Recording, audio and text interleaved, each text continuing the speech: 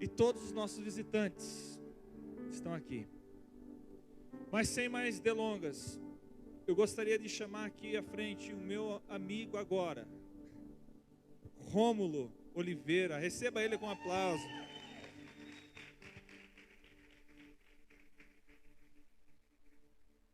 Rômulo, ele é pastor, um dos pastores da igreja do Mevan de Itajaí, né? E ele prontamente atendeu ao nosso convite de poder estar aqui ministrando ao nosso coração. Eu não o conhecia, só apenas de ouvir falar, mas agora meus olhos te veem. E ele perguntou, né? Olha, o que eu posso pregar aqui, pastor?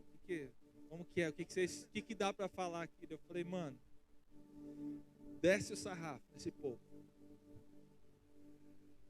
Falei para ele, a gente não gosta aqui de coisinha água com açúcar não, né? Chazinho.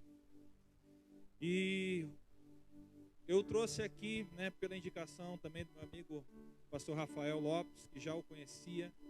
Então não foi algo aleatório assim, eu não costumo trazer pessoas aqui a essa casa para ministrar sem que antes eu conheça, ou pelo menos alguns dos meus pastores aqui o conheçam, o caráter, conheça a unção que carrega. E nessa noite, então, o Rômulo estará ministrando aos nossos corações. Meu irmão, fique muito à vontade. A casa é sua também.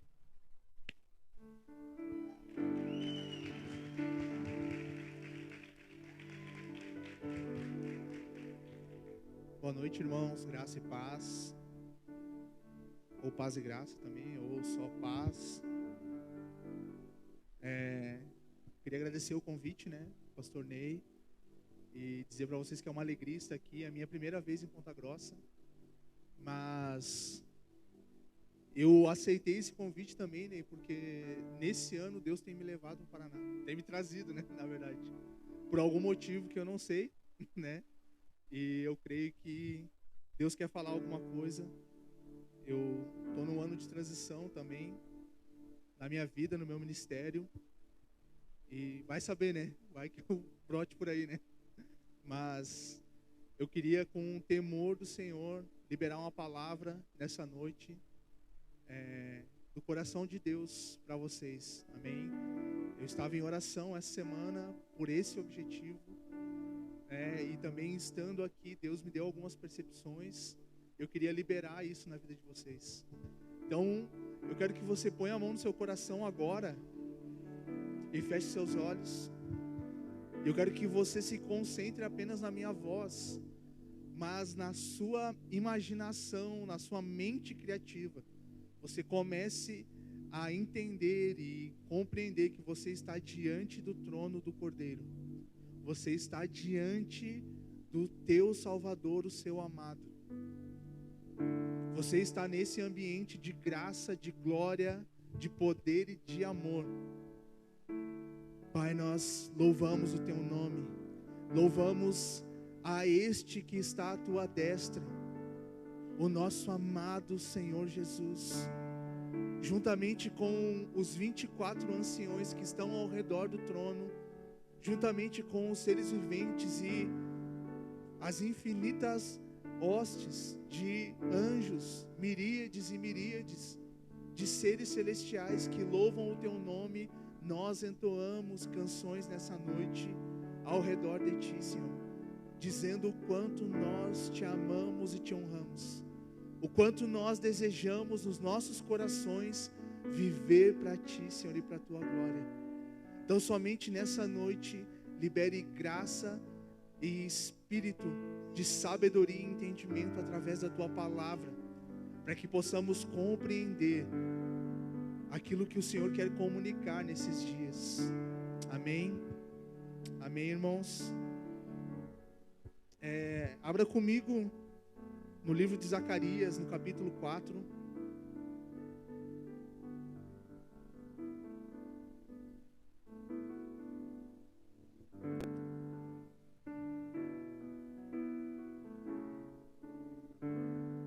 Zacarias 4, versículos 6 a 10. Logo que eu entrei aqui nesse lugar, o Senhor me deu essa palavra. Então essa palavra está fresquinha, está saindo do forno, está com aquele cheirinho que inunda a cozinha, sabe? Aquele cheiro gostoso de pão, de bolo, quando está sendo preparado. Amém? Vamos lá, Zacarias capítulo 4, versículos 6 a 10, diz assim: prosseguiu ele e me disse: esta é a palavra do Senhor a Zorobabel, não por força e nem por violência, mas pelo meu espírito, diz o Senhor dos exércitos. Quem és tu, ó grande monte, diante de Zorobabel? Serás uma campina, porque ele colocará a pedra de remate em meio a aclamações, ou barulho, ou gritaria. Haja graça e graça para ela. Novamente me veio a palavra do Senhor dizendo: as mãos de Zorobabel lançaram os fundamentos desta casa, elas mesmas a acabarão, para que saibais que o Senhor dos exércitos é quem me enviou a vós outros. Pois quem despreza o dia dos humildes começos, esse alegrar-se-á vendo o prumo nas mãos de Zorobabel. Aqueles 7 olhos são os olhos do Senhor, que percorrem toda a terra. Amém? Zorobabel, ele é um símbolo daquilo que o Senhor está fazendo nesses dias no meio do corpo de Cristo, no meio da sua igreja no Brasil. Eu me converti no Mevan. Então, eu nunca conheci nenhum outro tipo de igreja, nenhum tipo de pregação do evangelho, a não ser do meu pastor e da minha igreja. Eu não conheci. Eu vim do mundo e caí no Mevan. E lá eu fui batizado, eu fui discipulado, eu casei, eu me tornei um líder, depois eu fui ordenado, depois eu recebi ministérios, recebi alguns ministérios, e eu também deixei alguns ministérios, comecei trabalhos e terminei trabalhos, tudo dentro da minha comunidade de fé, o Mevan. Então, meu primeiro filho nasceu, e juntamente com ele nasceu um ministério, a qual nós lideramos até hoje no Mevan, que é o Mevan Teens, que é um ministério para adolescentes. E nessa caminhada, hoje, me veio a lembrança, porque hoje é um dia de lembrar, e Deus é um Deus que se lembra. Por isso ele estabelece festas. Quando ele estabelece a Páscoa, ele a estabelece para que o povo lembrasse, trouxesse a memória como eles saíram do Egito. Não é verdade? Então, o aniversário da igreja é para que você se lembre. Mas, falando de lembranças, eu me lembro que o Júnior, o irmão do pastor Luiz, ele pregava sobre Zorobabel, ele falava sobre Zorobabel e sobre todo o contexto de Zorobabel, desse personagem tão importante. E nós víamos aquilo como uma profecia de algo que iria acontecer, de uma fuga da Babilônia e o estabelecimento de algo totalmente novo, humilde, mas novo. Eu quero dizer para vocês que nos últimos 2 ou 3 anos, nesse período, meio da pandemia e esses anos que nós estamos vivendo agora, pós-pandemia, Deus começou algo novo e humilde na igreja brasileira. E esse algo novo é como Zorobabel, alguém que nasceu na Babilônia, alguém que nasceu em meio a um sistema, mas rompeu com ele para construir algo novo e livre. Amém? Você está entendendo? O que eu quero dizer é que existe no Brasil uma história da igreja evangélica. E isso é maravilhoso. Porém, nas últimas décadas, a igreja brasileira se tornou algo engessado, sistemático, denominacional. algo quadrado, algo fechado, algo babilônico. E nesses últimos anos Deus tem feito com que as portas da religiosidade fossem rompidas e muitos Zorobabéis saíssem desse lugar e começassem a edificar a casa do Senhor. Por que eu estou falando isso? Nessa noite eu queria falar sobre igreja, sobre o que é ser igreja e qual é o propósito da igreja. Amém? Você está aqui numa... Não, você está num templo, num prédio. Você é igreja. Nós somos igreja. Você veio cultuar a Deus, adorar a Deus, juntamente com o povo santo chamado igreja. Então nós temos sofismas, dogmas, fortalezas nas nossas mentes que nos dizem que nós vamos à igreja e nós esquecemos de que nós somos a igreja. Por quê? Porque muitos de nós nascemos em Babilônia, mas nós rompemos com isso. Amém? Amém? Então essa é uma geração de Zorobabel, homens e mulheres que amam o Senhor e estão construindo algo novo no meio da igreja do Senhor, algo totalmente desprendido de todos os sistemas, algo livre, mas humilde. Então, como diz a palavra, não despreze isso. Não despreze aquilo que começa de forma humilde. Porque quando o momento certo chegar, o Senhor vai fazer algo grandioso. Amém? Essa palavra é muito específica para vocês. É muito específica para essa casa. Tem muito a ver também com a história do pastor de vocês, né? Mas Zorobabel é aquele que foi semeado na Babilônia. O nome Zorobabel significa aquele que é semeado na Babilônia. Mas ele é convocado pelo Senhor para edificar a casa dele. Ele, como muitos outros judeus, saem da Babilônia e regressam a Israel em tempos de dificuldade, em tempos de lamentação e de choro. Mas eles não desistem do propósito do Senhor. Amém? Então não desista do propósito do Senhor. De repente você ainda não sabe qual é o propósito do Senhor, mas nessa noite nós vamos tentar discorrer um pouco daquilo que o Senhor deseja. Amém? Então você precisa entender algo nessa noite. Você faz parte de algo novo. Você faz parte de algo novo e você precisa entender que tudo aquilo que Deus está fazendo no meio da sua igreja nesses dias não são os grandes ajuntamentos, mas é os pequenos começos, porque Deus está começando algo novo. Nos últimos anos Deus tem dado start em algo novo. Amém? Só o fato de vocês estarem nesse formato, isso já é algo maravilhoso. Sabe por quê? Você sabe como é a sala do trono? A sala do trono é um trono, ok? Porque é a sala do trono, onde representa Deus aquele trono. E à destra desse trono está Cristo.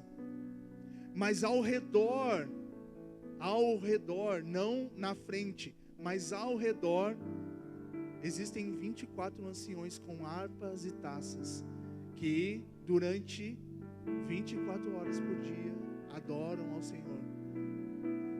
E existem 4 seres viventes que também adoram ao Senhor e proclamam a sua glória. Amém? Isso está lá no livro de Apocalipse. Então quando eu cheguei aqui, eu vi essa movimentação, opa, alguém está entendendo algo celestial. Sabe como era o tabernáculo de Davi? Os músicos ficavam no centro. Os proclamadores, aqueles que cantavam e aqueles que declaravam os salmos e a palavra ficavam ao redor. Assim como vocês estão. Amém? Isso é muito profético. Isso é muito profético. Então eu estou muito feliz de ver isso, porque Deus está trazendo uma cara à sua igreja de coisas celestiais. Deus está trazendo para a sua igreja uma movimentação celestial, não mais humana e não mais carnal. Sabe, quando Moisés ele edifica o tabernáculo no deserto, Deus fala para ele: faça tudo conforme você viu. E Moisés faz tudo conforme ele viu sobre a estrutura do tabernáculo, ok? Então tem os candelabros, tem a mesa, tem a bacia de holocausto, tem o altar, tudo como ele viu. Mas quando Davi edifica a tenda dele em Jerusalém, ele entende a liturgia que só vai ser revelada no Novo Testamento, no livro de Apocalipse. Aquela liturgia do tabernáculo de Davi é a mesma revelação que João tem no livro de Apocalipse sobre a sala do trono. Agora, quando Salomão edifica finalmente o templo em Jerusalém, ele constrói o templo no mesmo formato que o tabernáculo no deserto, só que numa proporção muito maior. Porém, ele coloca a liturgia do tabernáculo de Davi, seu pai, como funcionamento dentro do templo. E sabe o que acontece? Quando ele junta a estrutura celestial com a liturgia celestial, a glória do Senhor desce. E é por isso que as pessoas naquele momento não podiam mais adentrar naquele lugar, porque aquele lugar era a representação do céu na terra. Amém? Então o que Deus quer de nós nesses dias é a representação dos céus na terra. Amém? E o céu, ele é formado no seu cerne principal, na sua estrutura principal, por uma família chamada Deus, o Pai, o Filho e o Espírito Santo, uma comunidade de amor, onde há entranháveis afetos entre o Pai, o Filho e o Espírito Santo. E nós, como igreja, representamos na terra exatamente uma família celestial. Por isso que nós chamamos uns aos outros de irmão e irmã. Amém? Não é à toa. Agora você precisa entender que se você não tiver no seu coração a disposição de não só chamar a pessoa que está do seu lado de irmão ou irmã, mas abrir o seu coração para que essa pessoa que está próximo de você se torne realmente o seu irmão, você não entendeu. Porque não é algo externo, mas é algo interno. Porque Deus sonda o teu coração. E para que você faça parte da igreja, você precisa de alguns pré-requisitos. E esses pré-requisitos não são você fazer parte de uma lista de membresia, mas você precisa ter a revelação de quem é Cristo, de quem enviou Ele e do que é a sua igreja. Amém? É isso que Paulo fala em 1 Coríntios, quando ele vai discorrer sobre a ceia. Ele está falando sobre o corpo de Cristo, e ele diz que aqueles que não discernem o corpo de Cristo são indignos da ceia. Ele não está falando que a pessoa que carrega pecado é indigna da ceia, mas é aquela que não está discernindo, ou seja, ela não entende o que é participar do corpo de Cristo, a igreja. Amém? Então você precisa entender. Você pode fazer parte da casa de oração, ou você pode fazer parte, como eu, do Mevan, ou da Assembleia de Deus, ou da Igreja do Evangelho Quadrangular, ou da Presbiteriana. Você pode fazer parte de qualquer tipo de denominação e não fazer parte da Igreja de Cristo. O que você prefere? Fazer parte do corpo de Cristo ou fazer parte de uma denominação? Acho que do corpo de Cristo é melhor, não é? Não é verdade? Então, você precisa ter essa revelação. Você precisa entender o que você está fazendo aqui. Você não veio, como muitos vão, a um centro espírita receber um passe. Ou como muitos vão a uma palestra. Ou são atendidos por um psicólogo. Aí eu vou lá porque o pastor vai me atender hoje. Aí vai, tipo, o pastor é o psicólogo, né? E aí o pastor vai lá, tal, aconselha tudo, a pessoa se sente bem, mas ela sai dali e a sua vida continua normal. Por quê? Porque ela não discerne o corpo de Cristo. Ela não sabe o que é ser igreja. Porque se ela soubesse o que é ser igreja, ela olharia para o pastor dela e entenderia que ela precisava ser submissa às instruções da sua liderança. Porque submissão é um dos pontos principais do objetivo da igreja. Porque a igreja é o aspecto feminino desse casamento entre Cristo e a igreja. E Cristo é o cabeça. Se ele é o cabeça, ele manda. E a igreja obedece. E como nós vamos treinando essa obediência? Obedecendo às nossas lideranças. Amém? Mas eu não vou falar sobre obedecer à liderança, tá bom? Eu vou falar sobre igreja, ok?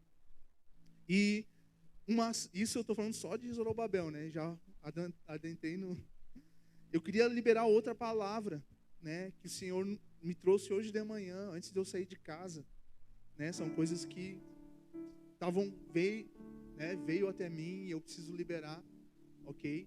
Eu sou meio profeta, então de repente você pode não estar entendendo, mas seria bom que o pastor nem entendesse, né? Ele principalmente. Em Números 3, 7 e 8, diz assim: e cumpram os seus deveres para com ele e para com todo o povo diante da tenda da congregação, para ministrarem no tabernáculo. Terão cuidado de todos os utensílios da tenda da congregação e cumprirão o seu dever para com os filhos de Israel ao ministrar no tabernáculo. Amém? Então, há uma dedicação e um trabalho nesse ambiente, nesse lugar chamado congregação, a qual nós devemos o quê? Zelar por isso. Então, todos nós servimos ao Senhor. Você pode vir todo final de semana aqui neste lugar e nas outras atividades dessa comunidade e sempre estar nesse lugar de se sentar, receber, ok? Mas não significa que você não está servindo, ok? Porque o nosso serviço é a Deus, ok? Quando nós todos nos reunimos, nós todos estamos servindo a Deus. E porque estamos servindo a Deus, nós precisamos entender e nos dedicar naquilo que nós estamos fazendo. Você precisa entrar nesse lugar compreendendo: eu vim servir ao Senhor. Mas como? Através da adoração. Porque este é um dos maiores serviços que existem e dos quais Deus nos deu a dádiva de cumprir ao Senhor. Amém? Por isso que esse lugar é tão profético, porque ele é a casa de adoração. Esse é um dos melhores nomes para se colocar numa igreja: casa de adoração. Casa de oração e casa de adoração são os melhores nomes para se colocar em uma igreja. Amém? Você entende isso? Então, quando você fecha os teus olhos e se concentra, você eleva o seu espírito até o Senhor e o adora em sinceridade, você está servindo ao Senhor. Você não precisa estar com o microfone na mão, você não precisa estar na porta atendendo alguém, você não precisa estar tocando um instrumento ou cantando. Não, cantando você pode fazer isso onde você não está, né? Às vezes no microfone não ia sair muito legal, né? Que nem eu não presto para cantar no microfone, não. Eu sempre canto no semitom, sabe? Os músicos vão entender o que é isso, é desafinado. Mas nós servimos ao Senhor. E isso necessita ser feito com dedicação e zelo. Amém? Um dos princípios básicos da vida do cristão é o fato de que ele é um servo do Senhor. Por isso que Jesus é o seu Senhor. Ele não é o seu Papai Noel cósmico, sabe? Ao qual você dobra os teus joelhos e fecha os teus olhos. Deus, eu quero isso, eu quero aquilo, me abençoa, faça isso, faça aquilo, me dê isso, me dê aquilo. Esses são os meus sonhos, esses são os meus planos, e eu estou aqui para que você cumpra eles. Não. Não é esse o objetivo da igreja. A igreja existe para servir o Senhor. Amém? Então todos nós precisamos entrar nesse lugar. Você serve o Senhor aí mesmo sentado, aprendendo, desenvolvendo o seu intelecto através do conhecimento que está sendo transmitido através da palavra. Porque às vezes você de repente vai captar 20% dessa mensagem. Mas um dia, numa conversa, no ônibus, no trabalho, você vai atender um cliente ou vai ser atendido, e algo vai brotar do seu interior, e você vai falar de algo que você escutou aqui nesse lugar. E outra pessoa vai ser o quê? Alcançada pelo corpo de Cristo. Amém? E Deus vai ser glorificado, honrado. Isso é serviço. Amém? Então, diga comigo, eu sirvo ao Senhor. Onde eu estiver, não importa o tempo. Tudo é adoração a Deus. Amém? Então, fixe isso na sua mente. Você está servindo o Senhor. Você é um servo do Senhor porque você faz parte do corpo místico de Cristo sobre a terra, sobre o Brasil. E sabe o que é mais legal disso? Deixa eu falar para você. É que as igrejas do mundo todo estão olhando para uma nação nesses dias. Nos últimos anos, na verdade. Sabe qual nação? Brasil. Brasil. Congregações grandes e importantes no mundo têm olhado para o Brasil buscando o que Deus está fazendo de novo na igreja no mundo. E isso está vindo do Brasil. É por isso que nós estamos colocando os nomes das nossas comunidades em inglês, né? Você está entendendo? Porque agora não é uma moda church, é algo que está no espírito, para nos identificar como algo que o mundo possa entender. Vocês estão compreendendo? É algo que às vezes as pessoas nem estão entendendo o que está acontecendo. Não é uma moda, colocar o nome em inglês. É algo que Deus está fazendo no espírito, para nos identificar ao mundo todo, porque o inglês é uma língua universal. Amém? O mundo está olhando para nós. O mundo inteiro está olhando para a igreja brasileira. Então não menospreze aquilo que Deus está fazendo nesses dias. Amém? Abra comigo no livro de Efésios, no capítulo 1. Tem um horário aqui específico, pastor? 9 horas. Se passar das 9, alguém vai vir tirar o microfone. Não, então vamos lá. Vamos agilizar aqui.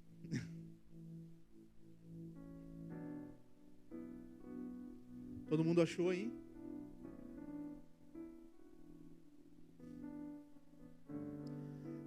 Efésios capítulo 1, versículo 9.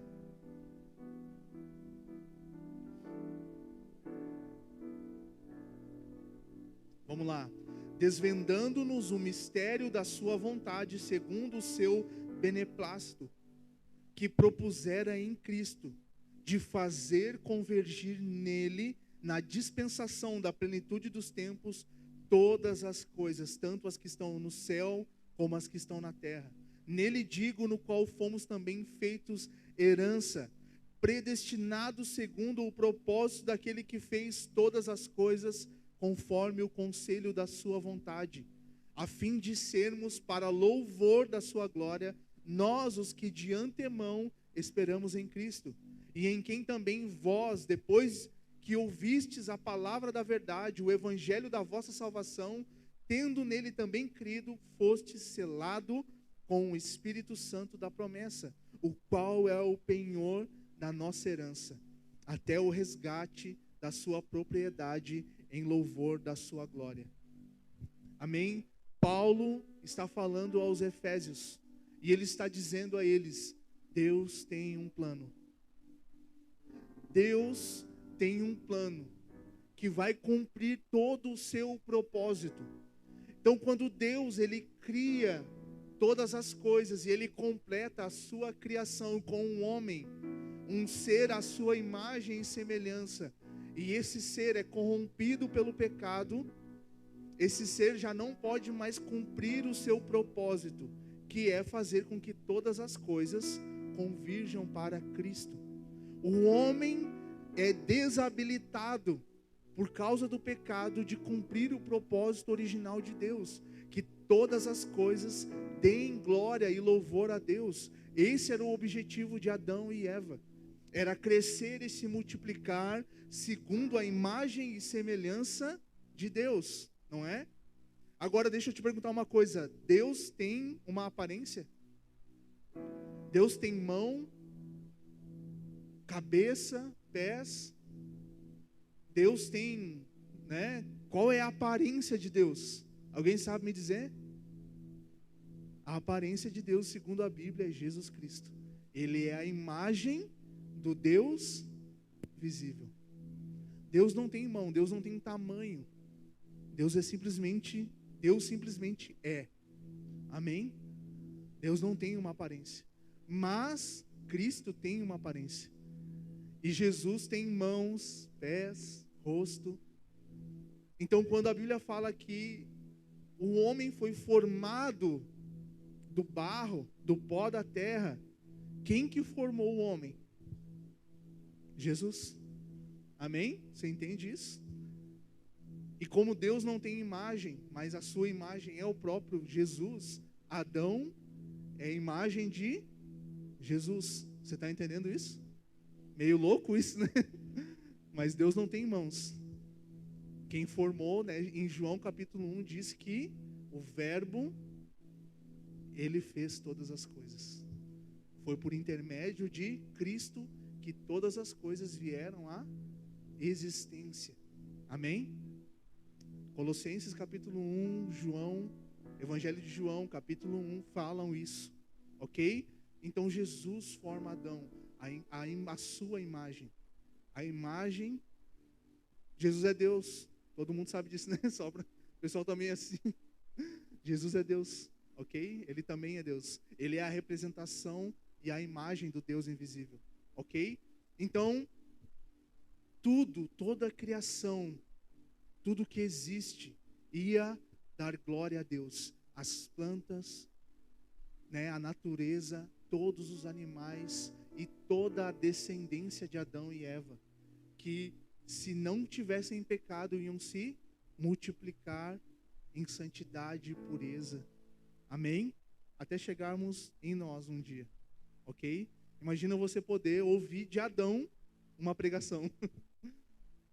Né? Ia ser muito top, né? Mas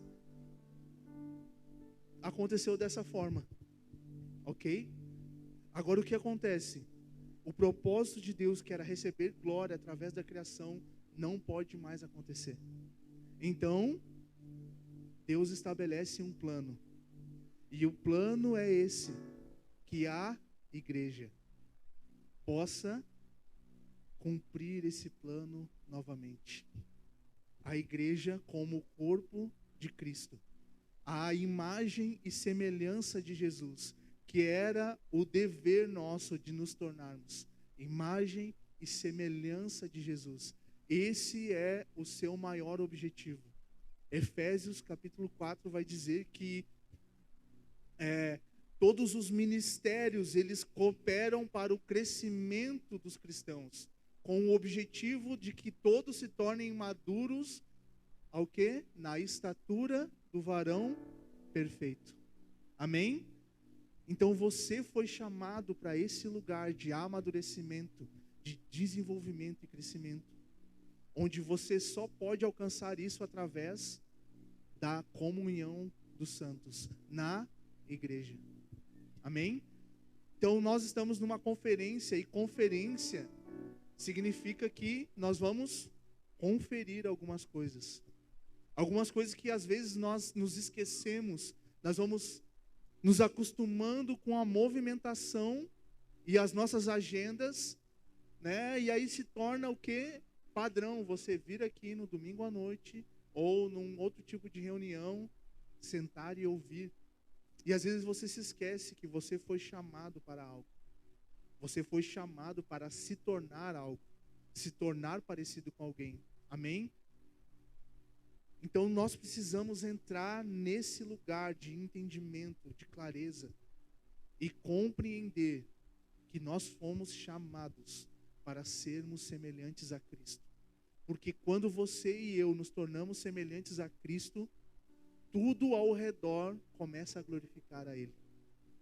Tudo ao redor começa a ser transformado. Sabe por que o Brasil ainda é cheio de corrupção? Isso é só um reflexo da igreja. Porque muitos de nós entramos em um templo, fazemos parte de uma denominação, mas o nosso coração ainda é corrupto. Isso é apenas um reflexo de quem nós somos. Deus me falou, né, acho que foi em 2021 ou 2022, foi 2021, acho que soltaram o Lula lá, né? Soltaram, pode falar aí, tá gravando alguma coisa aí? Não. Soltaram um cara que era bandido, né? Soltaram o cara, ele tinha 9 dedos, né? De um malabarismo sem fim, né? Judiciário. Aí soltaram o cara, e Deus falou comigo, tá vendo isso? Muitos ministros do Senhor estão em pecado, em adultério, corrupção e lavagem de dinheiro. E às vezes eles passam 5 meses afastados e voltam ao púlpito. Ou nunca saíram do púlpito. Aí você quer achar ruim? Você quer mesmo achar ruim que eles façam isso? Porque isso é apenas um reflexo da igreja. Sabe por quê? Porque Deus colocou a igreja num status de autoridade máxima sobre a terra. E a gente não entendeu isso. Sabe por quê? Porque a gente ainda está esperando que um político faça algo por nós. Não é verdade? Por que as pessoas elegem os políticos? Hein? Porque qual é a promessa do político? Saúde, educação, emprego, que mais? Segurança pública. Qual o papel da igreja? Cuidar do órfão, da viúva, dos necessitados, não se corromper com esse mundo, curar os enfermos, discipular. Sabe como nasceu a instituição educacional chamada escola e a instituição educacional chamada universidade? Através da igreja. Sabe como nasceu os hospitais? Através da igreja. Sabe como nasceram os orfanatos? Através da... Responde aí comigo, através da igreja. Porque quando a igreja era a imagem e semelhança de Cristo, ela era ela que fazia todas essas coisas. Você sabia que é um dom do Espírito curar enfermos? Então por que as pessoas não trazem os doentes para a igreja? Hein? Porque a igreja já não pratica mais aquilo que ela deveria fazer. Por que nós temos medo de levar os nossos filhos às escolas? Com medo de uma doutrinação. Porque a igreja deixou de discipular. O discipulado não é apenas ensinar como ser um cristão, mas também ensinar a ler, escrever, caráter, bons costumes, boas maneiras. Vocês sabiam disso? Porque a escola nasceu dentro da igreja. Porque não existia educação na antiguidade. Mas a igreja viu que era necessário que as pessoas tivessem educação para poder adorar a Deus com a sua intelectualidade. Então nasceram as ciências, através da teologia. Só que, cara, a igreja parece que andou 2000 anos atrás, cara. Ou mais.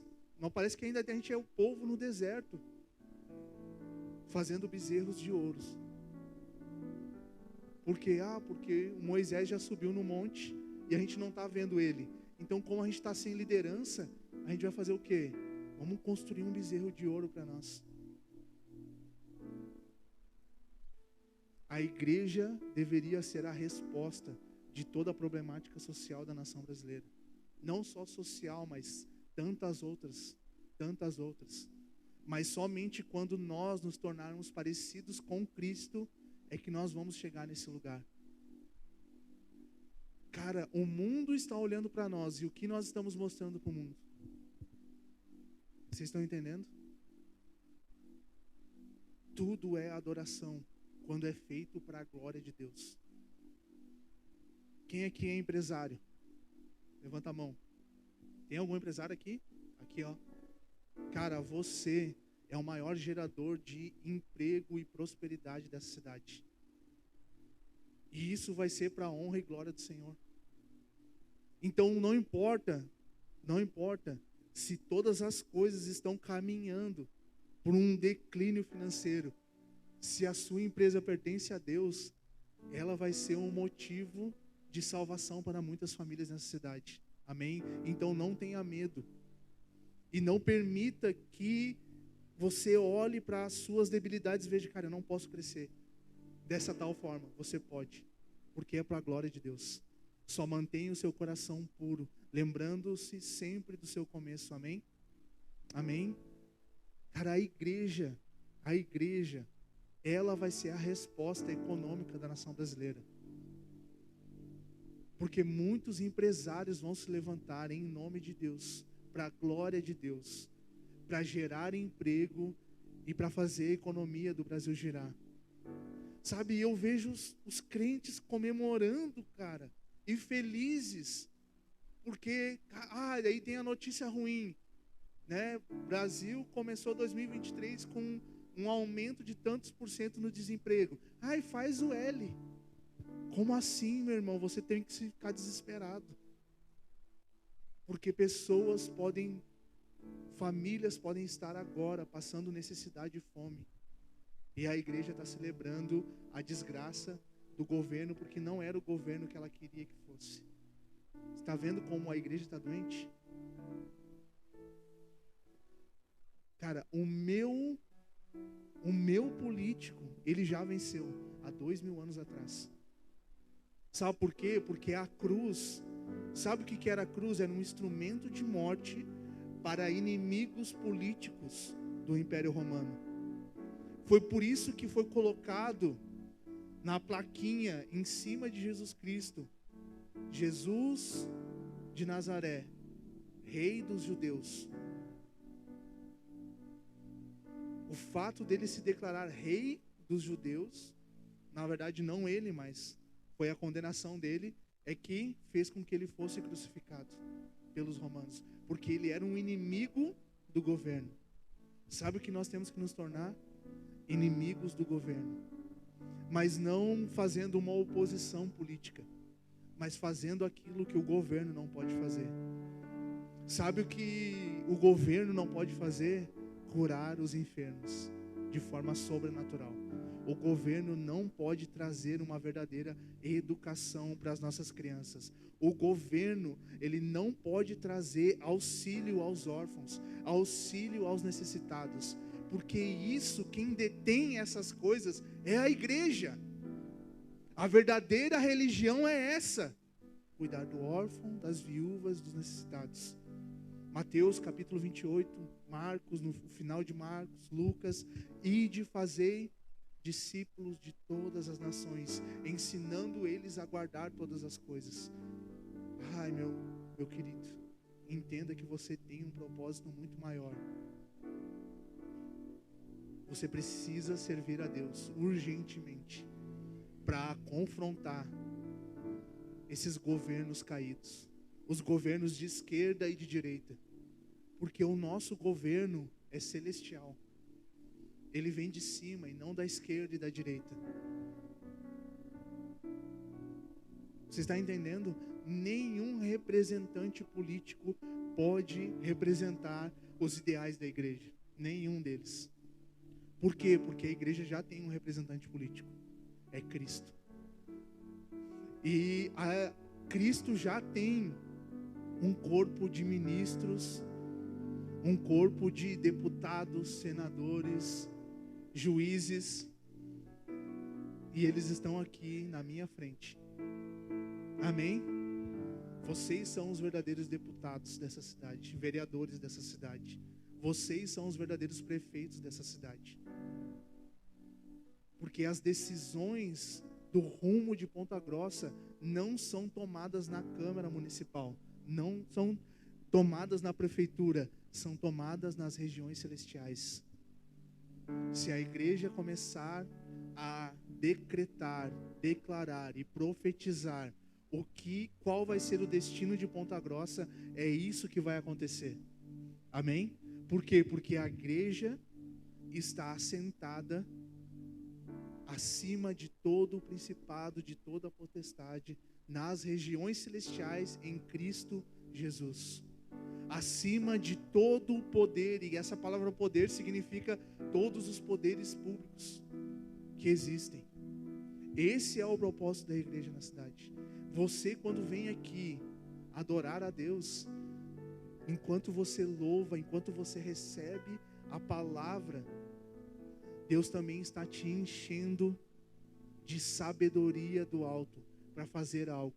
Às vezes pode ser algo muito pequeno, como adotar um órfão, como dar comida para uma pessoa que está carente na rua, ou levar um drogado para um centro de reabilitação, ou de repente servir na salinha das crianças. Mas você está fazendo algo transformador. Você precisa entender que isso é um pequeno começo de algo grandioso que Deus quer fazer na nação brasileira através da igreja.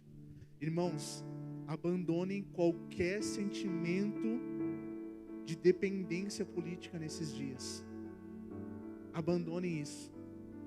Porque enquanto a igreja está presa e debilitada na ideia de que os governos vão resolver a situação do Brasil, a igreja não vai evoluir naquilo que ela foi chamada.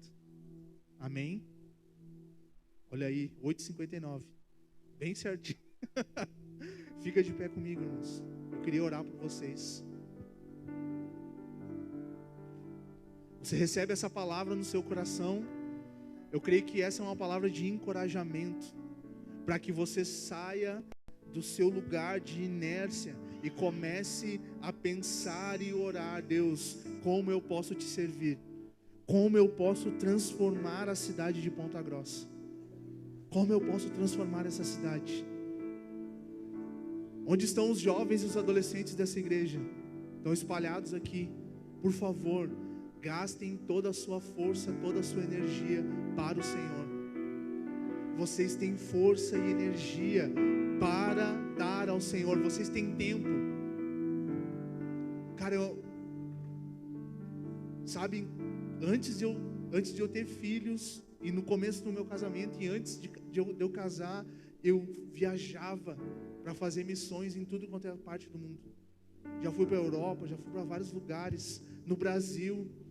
Passei 15 dias aqui em Curitiba, na Copa do Mundo, dormindo no tatame, no frio, e o chuveiro era gelado. Pensa na provação.